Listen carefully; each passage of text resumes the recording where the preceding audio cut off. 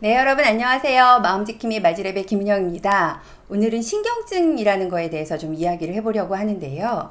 신경이 아주 예민하거나 신경질을 자주 내는 사람들을 우리가 노이로제 환자다 이렇게 얘기하잖아요. 이때 노이로제라는 거는 신경증, 즉 뉴로시스라는 말의 독일어 표현이 되겠습니다. 사실 신경증이라는 말은 진단 용어는 아니고요. 이 정신증, 사이코시스에 대응하는 말로 많이 사용되는데, 이 정신건강 관련 분야에서는 신경증이냐 정신증이냐 이걸 구별하는 게 아주 중요합니다. 치료 접근이 다르기 때문이죠. 신경증과 정신증의 가장 중요한 차이는 현실 감각이 있느냐. 정신증 같은 경우에는 진짜 현실인지 가짜 현실인지 이게 구별이 잘 안 되는, 그래서 망상이나 환각까지 이렇게 가는 경우이죠. 이때는 심리치료를 넘어서서 반드시 약물 치료가 병행되어야 하기 때문에 저희가 정신증인지 신경증인지 이렇게 구별하는 게 굉장히 중요합니다. 이제 경미한 신경증은 우리 자신이나 또 우리 주변 사람들한테 많이 경험되고 있는 증상이에요. 그런데 이게 점점 심해져 갖고 경미한 정도를 넘어서서 내가 좀 예민해졌나 이 차원이 아니라 어떤 상황에서는 막 어쩔 줄 모르겠고 심장이 막 조여오는 것 같거나 식은땀이 나기도 하고 속이 메스꺼리거나 또 목 주변이 막 미식미식거리는 거, 뭐가 걸려있는 것 같은 느낌이 들면서 불안한 게 막 내 안에 달려오는 것 같은 이런 증상이 일시적이 아니라 반복적으로 지속된다면 우리가 이제 신경증이다 이렇게 생각을 해볼 수 있을 것 같아요. 이제 제가 경험한 신경증의 아주 전형적인 예들을 좀 설명드려 보겠습니다. 제 내담자 중에, 이제 사실 제 내담자는 허구의 인물이죠. 실존하는 사람들은 아니에요. 이제 제 내담자 중에 10대 후반, 20대 초반이셨던 분이 있었어요. 이분이 벽에 막 머리를 찧어가지고 피가 철철 날 정도로 이렇게 밤마다 벽에 머리를 박는 분이 이제 저를 찾아오셨습니다. 이분 부모님들이나 이제 가족들이 보기에는 미쳐가는구나 제가 드디어 막 이러잖아요. 그런데 이분 이야기를 자세히 들어보니까 나를 하찮게 바라보던 친구의 눈빛, 그 냉담하고 비웃으면서 차갑게 한심하게 나를 바라보던 그 시선이 머릿속에서 떠나질 않으니까 이분이 막 머리를 벽에 박으면서 이 생각을 좀 떨쳐버리려고 했던 거죠. 담배를 펴도 그 순간뿐이고 다시 그 시선이 막 계속해서 느껴지는 거 얼마나 괴롭겠어요.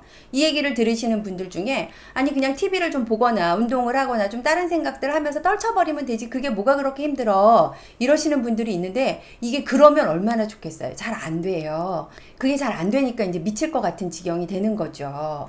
나를 하찮게 바라보는 눈빛이나 나를 막 비웃는 것 같은 그런 시선들, 느낌들이 떠나지 않아서 괴로워하시는 분들 상당히 많으시죠. 막 잠자려고 하다가도 그 눈빛이 오히려 더 또렷하게 생각나고 그럼 막 괴로워지고 그래서 불면증이 시작되고, 그러면서 또 지하철이나 대중교통을 타려고 하면 사람들이 막 날 쳐다보는 것 같아서 내가 심장이 쿵쿵쿵쿵. 그럼 어떻게 돼요? 결국 대인기피증이나 아니면 은둔형으로 이렇게 가기도 하는 경우가 참 많죠. 그런데 이렇게 신경증적인 증상들은 특히 불안이 높은 분들에게서 많이 나타나게 됩니다. 걱정이 평소에도 좀 많고 매사에 좀 불안하면서 긴장감도 좀 있고, 그리고 겁이 좀 많거나 좀 회의적인, 뭐가 그렇게 잘 되겠어? 안 되겠지? 이렇게 회의적인 성격을 가지신 분들, 또 남에게 민감해가지고 혹시 실수하지 않을까 막 신경을 곤두세우면서 항상 최악의 상황을 생각하시는 분들에게도 이 신경 증세가 나타나기가 참 쉽습니다.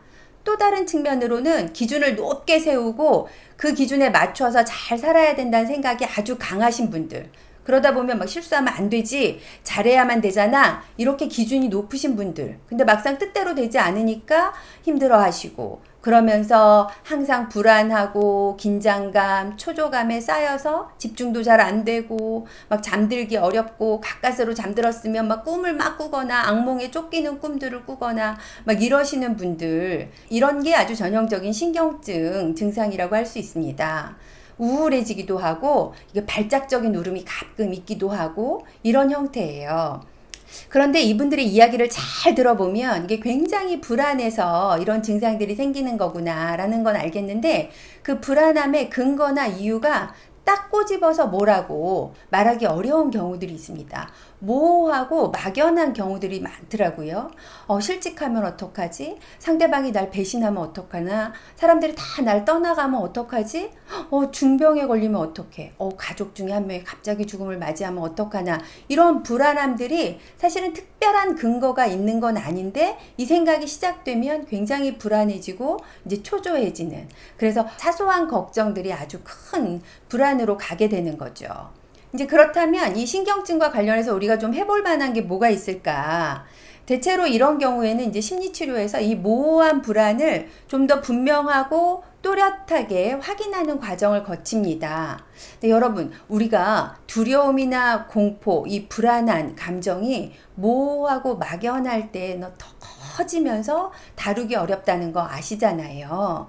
그래서 등 뒤에서 오는 불안을 바로 앞에서 좀 마주하는 거가 하나의 방법이 될 텐데, 즉 어떻게 뭐가 불안한 건지, 그런 최악의 상황이 발생할 가능성이 얼마나 되는 건지, 이런 것들을 조금 더 깊게 생각해 보시면 참 좋을 것 같습니다. 그리고 다른 많은 사람들도 이런 신경 증세를 가지고 살고 있다, 나만 그런 게 아니다 라고 생각해 주시면 내가 왜 이러지? 내가 이러다 어떻게 되지? 이런 걱정으로는 좀 덜 가실 수 있을 것 같고요. 또 너무 힘드시면 약의 도움을 좀 받으시는 것도 선순환시키는 포인트가 될 수 있어요. 보통 내가 평생 약에 의존하게 될까봐 이게 불안해서 병원을 가지 않으시거나 병원에서 약을 받아와도 복용하지 않으시는 분들이 있거든요. 그런데 약을 드시면 좀 불안이 낮아져 갖고 초조해서 행동하는 것들은 좀 줄어들고요. 그러면 그로 인해서 생겨나는 불안을 좀 막을 수 있는, 그래서 선순환을 시킬 수 있는 포인트가 될 수 있을 것 같아요. 마지막으로, 사람들은 생각보다 나한테 관심이 없을 수 있습니다. 사람들은 좀 쉽게 잃어버리고 또 나에 대해서 뭐가 한심하다, 문제 있다 이런 식의 관점을 잠깐 가졌더라도 그것을 아주 오랫동안 갖고 가지 않는 경우들이 허다하거든요. 이런 생각을 좀 하시면서 사람들의 시선으로 너무 힘들어하지 않으셨으면 좋겠습니다. 우리의 마음과 생각을 지키는 게 정말 쉽진 않지만 이거는 다른 어떤 일보다도 또 가치가 있을 수 있지 않을까? 이렇게 좀 기억해 주시고 여러분도 여러분의 마음과 생각을 잘 지켜서 평안하시길 바랍니다. 감사합니다.